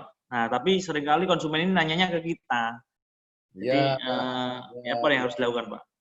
Ya, itu tadi ya, pertama ya memberikan informasi duduk masalahnya, kewenangannya, bahwa hubungan hukumnya sebagai dealer itu gimana, terus kan hubungan hukum yang terikat itu dengan perusahaan leasing, ya harus selalu memberitahukan begitu bahwa hubungan hukum sebagai konsumen itu sudah selesai ketika sudah beralih ke tangan leasing dan sebagainya. Itu memang pengertian semacam itu ya dikasih tahu gitu. Oke. Memang banyak konsumen yang tidak mengerti gitu. Sama dengan gini, orang ya kalau sudah masalah telekomunikasi itu ngadunya pasti ke Telkom, nggak taunya teleponnya Pak M3, nggak tahu apa itu operator lain, salah kamar lah intinya ya Pak ya. Salah kamar. Ya kan dikasih tahu, nggak perlu kena salah kamar terus akhirnya dimarahi gitu ya.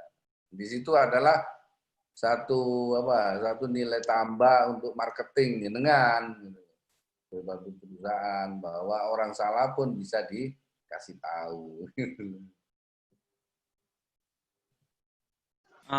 Mungkin ada Bapak Ibu peserta yang bertanya lagi. Ini terakhir masih Pak Bambang. Ya, mau tanya Pak Said. Ya, monggo ya, Pak Lugi. Ya Pak, kaitan dengan pasca pelayanan ya, pelayanan penjualan Pak ya. Jadi kita sudah melakukan penjualan, kemudian ternyata itu ada komplain daripada customer kaitan dengan garansi Pak, garansi motor. Itu misal ada kerusakan di mesin, di mana pada saat dilakukan pemeriksaan memang itu ada garansi yang harusnya diklaimkan ke pihak pabrikan AHM dalam hal ini.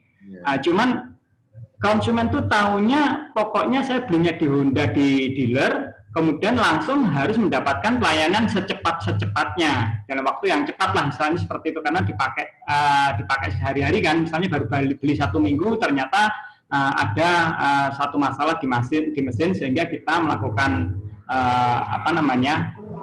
klaim juga ke AHM, dan itu memerlukan waktu, Pak. Ya, masalahnya konsumennya tidak mau tahu, pokoknya ya segera diganti, padahal itu ada prosedur yang harus dilakukan. Jadi tidak serta-merta ini komplain kemudian besok langsung selesai, itu enggak, itu harus melalui prosedur. Jadi kita juga harus memberikan konfirmasi ke AHM dan memerlukan waktu yang cukup, mungkin sekitar seminggu bahkan sampai 1 bulan gitu, Pak. Nah, tahunya konsumen kan dia pengennya cepat, Pak, itu, Pak. Gimana, Pak, itu, Pak? Apakah itu mutlak menjadi kesalahan dari pihak kita atau gimana? Karena kita berkaitan dengan pihak ketiga. Dalam hal ini adalah AHM. Tidak bisa kita langsung handle sendiri, gitu, Pak. Dan konsumen tahunya pokoknya ya segera, karena dipakai sehari-hari, misalnya seperti itu, Pak. Ya, terima kasih. Ya, pertama, memang dari perusahaan jenengan harus punya satu ukuran waktu, ikatan waktu dengan pabrikan namanya. Kasus-kasus semacam itu harus disampaikan paling cepat berapa lama, dan itu kan menjadi satu standar, sehingga menjadi SOP. Nah, sehingga kalau memang ada pengaduan kayak gini, bagaimana SOP-nya, berapa lama, sehingga ketika ada komisi semacam itu bisa disampaikan kepada konsumennya. Ini tidak bisa dada-dadaan, ini bukan istilahnya, bukan membuat setempe, bukan memperbaiki dengan mudah. Ini berkaitan dengan manajemen, harus dijelaskan begitu dengan standar-standar yang memang sudah diukur bahwa dalam sekian hari dipastikan ada respon dari pihak pabrikan. Jangan sampai memberikan waktu yang tidak ada kesepakatan dengan pihak pabrikan, gitu.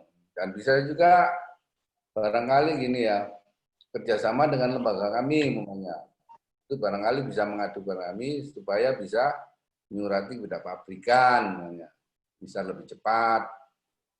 Itu pentingnya untuk dia menjadi saluran komunikasi, gitu.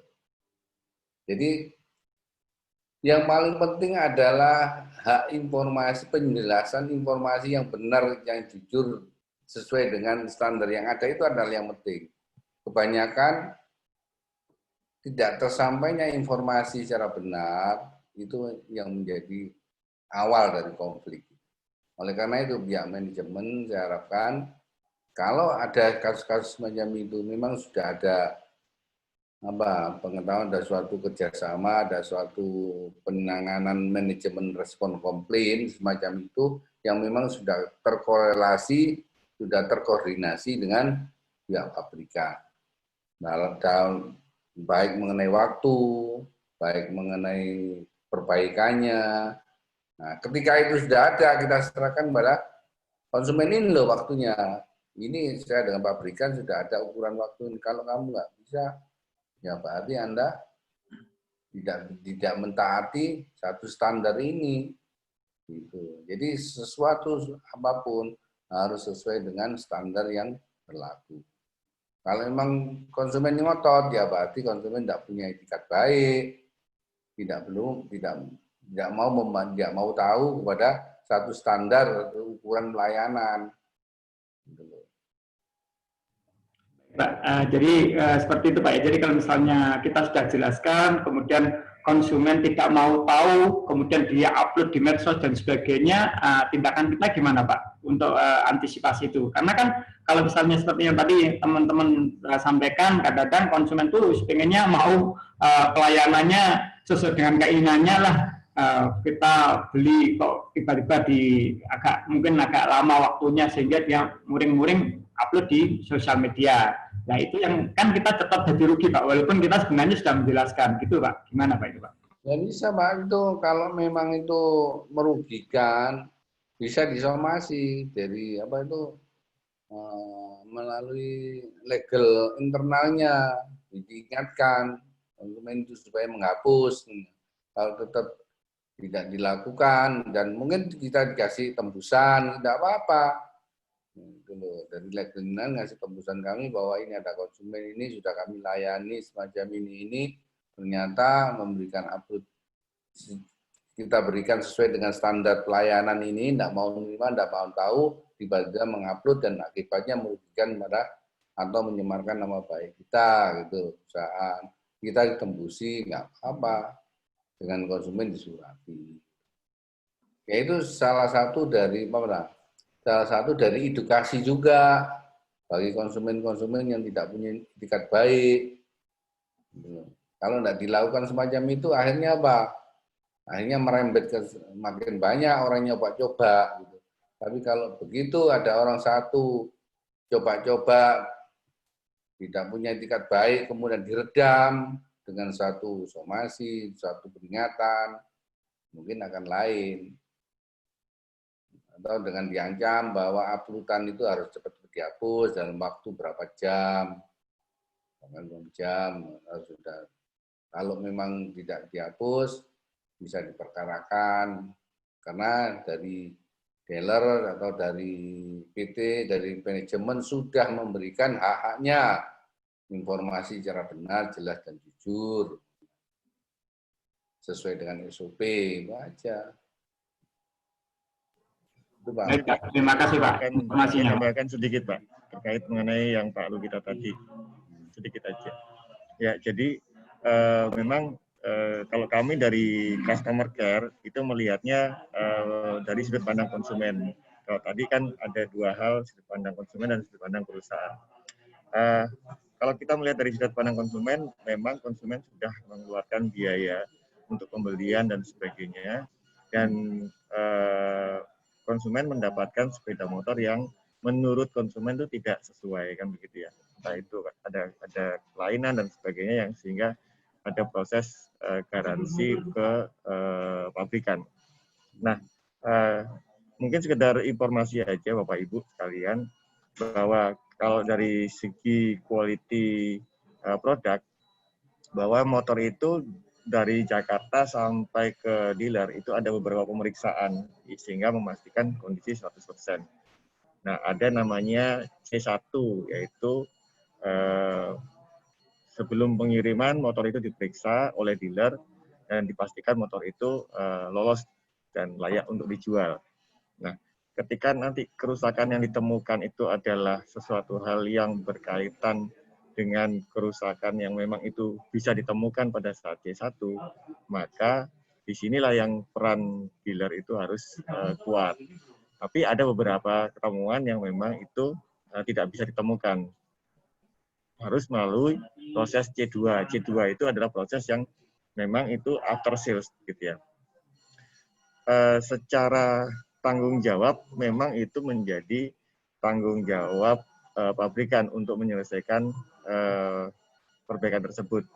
Namun alangkah baiknya dari pihak dealer memberikan pilihan, yaitu misalkan kalau konsumen itu kesulitan transportasi, maka ada sesuatu hal niatan baik dari dealer untuk meminjamkan sepeda motor pengganti sementara yang digunakan untuk transportasi.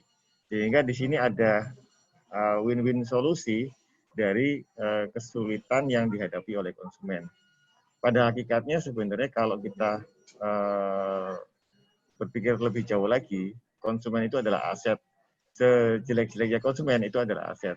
Tapi kalau sudah niatan baik kita tidak dihargai atau tidak digubris lagi, nah jalurnya Pak Said itu bisa dipakai itu.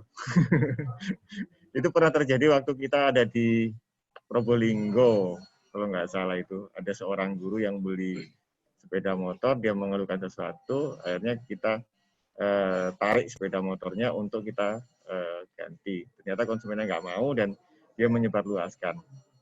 Nah akhirnya ya kita main secara hukum.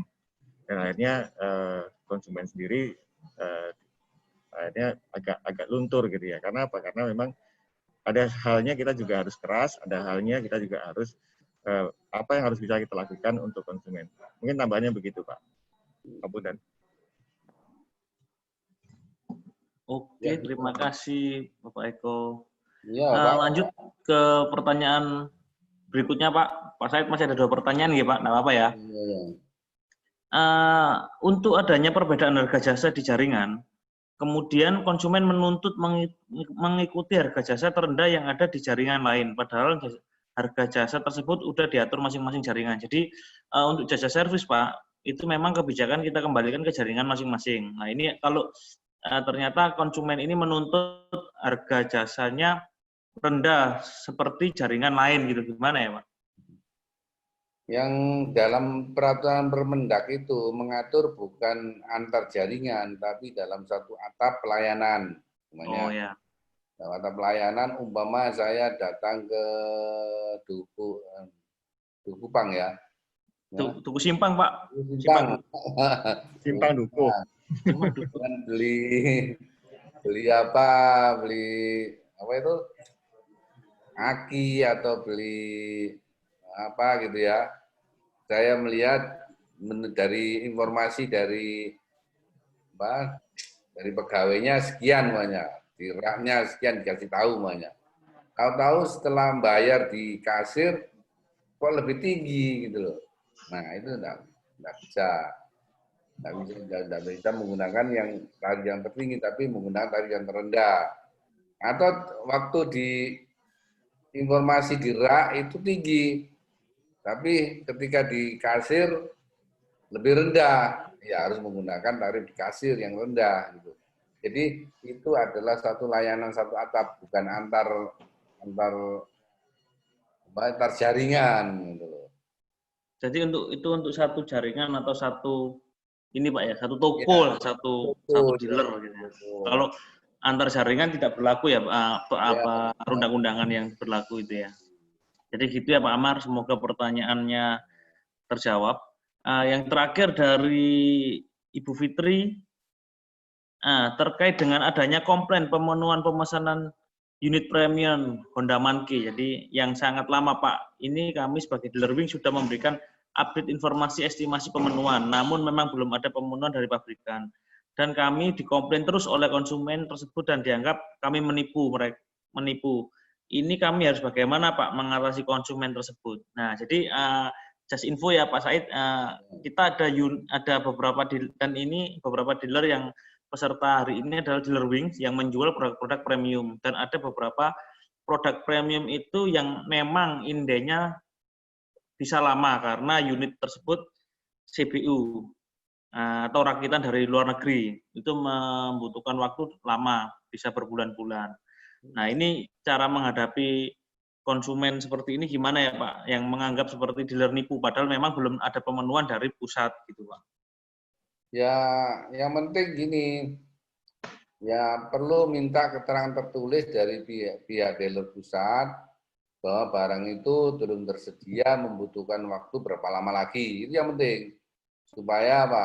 Supaya tidak dianggap mengada-ada. Nah, bagaimana komunikasi antara dealer pusat dengan dealer daerah? Nah, itu sangat penting sekali di dalam hal melayani semacam itu. Kenapa? Orang itu seperti yang katakan jadi pelayanan personality, merasa pelayanan yang paling diistimewakan. Seperti yang disampaikan Pak Eko tadi, satu contoh bahwa kalau terjadi komplain gini dipinjami sepeda motor dan sebagainya. Nah, itu kan orang merasa jadi diistimewakan gitu loh. Nah, jadi diperhatikan gitu loh keluhannya supaya tidak merugi, tidak keluhan kan orang itu merasa dirugikan tiap hari kalau tidak menggunakan sepeda motor. Karena akibat satu dugaan memang ini seharusnya tidak terjadi dalam merek Honda umpamanya. Orang kan sudah percaya seolah-olah produk Honda itu sudah tanpa cacat lah, sebenarnya gitu sudah. Jadi sudah prima, sudah seolah-olah sudah tidak bisa rusak, kayaknya begitulah image orang itu. Kok tiba-tiba langsung kayak gini, orang kaget, pasti marah, luapan emosi itu pasti muncul. Nah, pengendalian luapan emosi itu bagaimana pengaturannya? Nah, ini adalah perlu satu strategi, satu apa ya? Yang penting didengar aja. Orang itu didengar. Semacam kami nih ya di lembaga konsumen itu. Bayangkan, kami ini lembaga non-profit, tidak ada anggaran dana dari APBD, dari APBN tidak ada. Kita itu swadaya. Setiap konsumen datang ke sini marah-marah. Malah kadang-kadang saya sediakan udah. Zaman kalau malah gelas ini ada gelas nganggur, banting aja. Malah ketawa dia. Nah, jadi orang marah bagaimana bisa selesai balik dengan senyum. Nah ini tugas dari apa itu frontliner semua ini. Jadi kan pasti tahu lah. Padahal apa sebenarnya ya kalau berbasis data, keluhan konsumen ya itu aja. Paling ya itu aja, enggak apa ya? Ya berulang-ulang seperti itu aja. Cuma kita kadang-kadang memberikan penjelasan yang berulang-ulang itu. Kadang-kadang kita enggak telaten gitu loh. Dianggap orang itu sudah tahu semua gitu. Padahal orang yang datang itu kan orang yang berbeda. Soalnya ini aku sudah menjelaskan gini. Saya ono mana? Si podo ya. Kadang-kadang kita itu kurang sabaran semacam itu. Nah, ini adalah bagaimana ketelatenan kita memberikan keterangan yang sama berulang-ulang kepada orang yang berbeda-beda. Kalau kita berbasis data ya kita nggak jauh keluhan konsumen itu paling ya sekitar itu masalahnya itu saja. Ya Pak. Ini tambahan dari Pak Ratno, MPM Kebonsari, sama dengan Bu Fitri, konsumen sampai ngomong ke konsumen lain bahwa motornya bujuk tok karena sudah 7 bulan nggak ada info. Jadi memang ada beberapa unit memang pemenuhannya lama sekali Pak, karena tadi CPO ya, complete build up gitu ya. Jadi perakitan memang dari luar bukan dari Jakarta. Ya memang ini apalagi hal yang baru ya. Hal yang baru itu konsumen ya ingin mendapatkan sesuatu yang pertama kan. Jangan sampai tombone kedisian tonggo, itu satu hal yang itu. Kalau dia itu punya sesuatu, mendapat pelayanan pertama, terus tombone ada pesan yang sama, tapi kedisian dia, wah bangganya bukan main itu. Ya itu adalah satu bawaan yang dimana semua orang itu ingin mendapatkan satu pelayanan yang diistimewakan.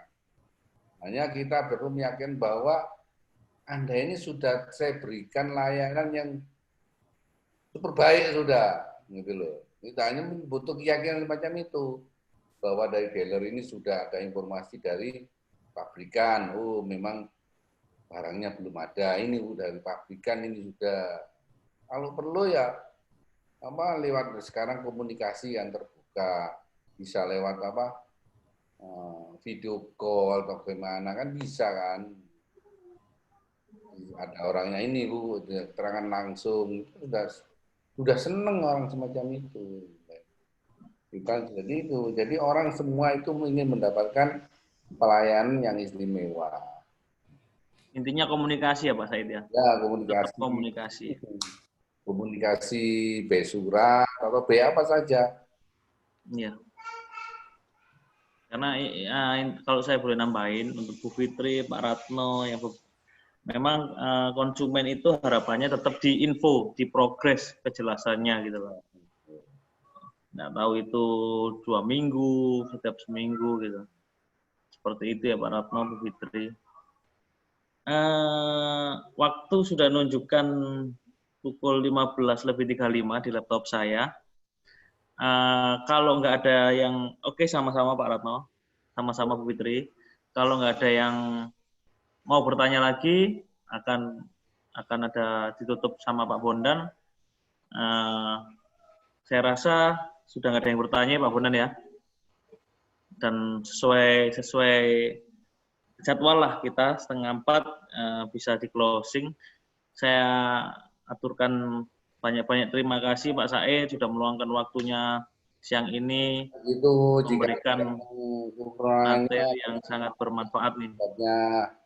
Jadi mudah-mudahan ini pertemuan ini bukan pertemuan yang terakhir. Kapan Amin. lagi gitu ya. Pak Said, saya juga mau nanya Pak, jika nanti Bapak Kepala Cabang di peserta ini kalau mau tanya nomor HP-nya Pak Said, boleh saya share Pak? Boleh Pak, boleh share aja. Nah, mungkin kedepannya membutuhkan. Ya, nggak apa-apa. Asal kalau belum masuk ke memori kami, kita kenalkan dulu di mana gitu ya. Iya, iya. Jadi mungkin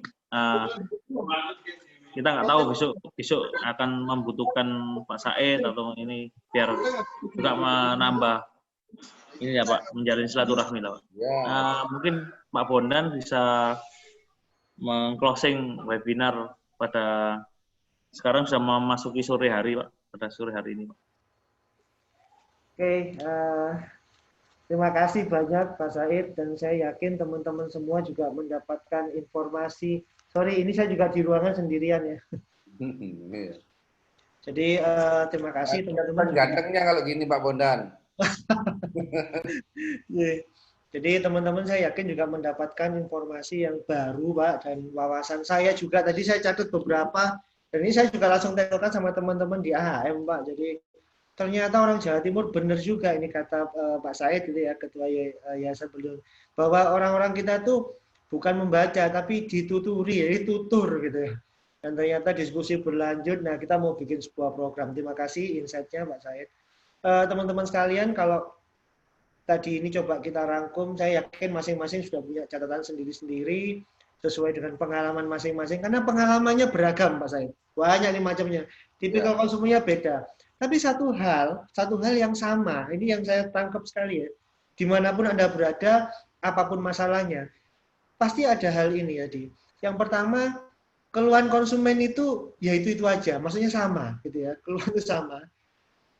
Penjelasan dari kita pun sama. Nah ini yang benar ini. Tapi ingat loh ya, ingat toh, konsumennya beda. Jadi itu benar Pak. Termasuk kami pun di sini. Begitu sudah keluhan yang kesekian, kadang-kadang kita, duh wong iki gak ero-ero. Loh wong iki gorong ero gitu loh. Orang ini belum tahu gitu. Iya. Cuman kitanya sendiri, jadi teman-teman ingat itu ya, bahwa siapapun yang tanya ke Anda, walaupun Anda sudah berkali-kali menjawab, bisa jadi arahnya beda, jadi orangnya nggak tahu gitu. Dan kewajiban kita sebagai yang punya bisnis yang mengedukasi konsumen. Nah, balik ke yang awal tadi, jadi sekarang sudah digital, semakin personal, kita harus bisa saling memahami dan memberikan solusi, karena ingat, yang paling penting adalah komunikasi.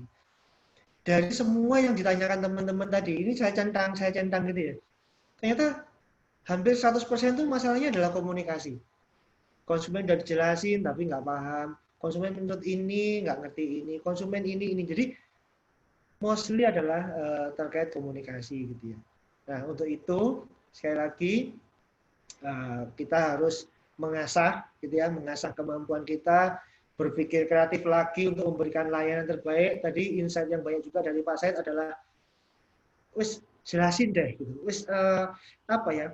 Kalau kita bisa menjelaskan dengan sangat baik, dengan sangat personal, dan memberikan touch atau sentuhan bahwa Anda adalah yang spesial, Anda adalah konsumen kami yang spesial, maka kita bisa memenangkan hati konsumen tersebut ya. Jadi konsumen nggak akan keleng hati.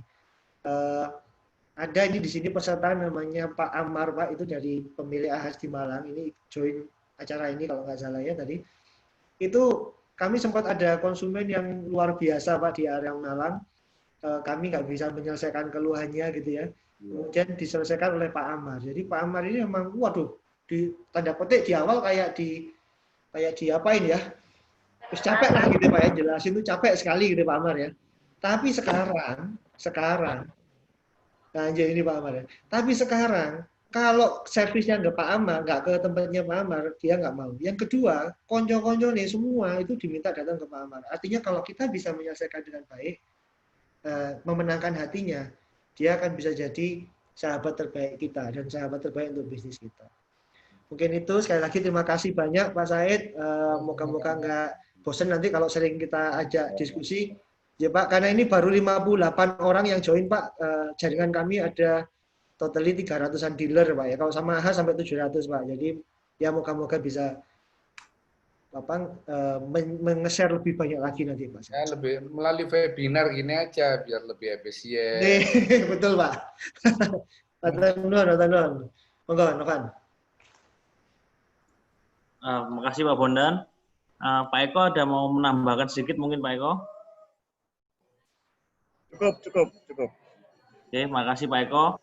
Pak Said, matur suwun sudah meluangkan waktunya.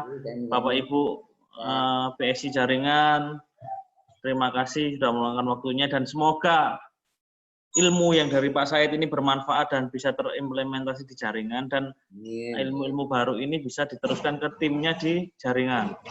Gitu ya Bapak Ibu. Saya akan tutup dengan doa lagi karena tadi sudah dibuka dengan doa. Tadi harapan sudah saya sampaikan. Nah, monggo doa dipersilakan sesuai keyakinan dan agama masing-masing.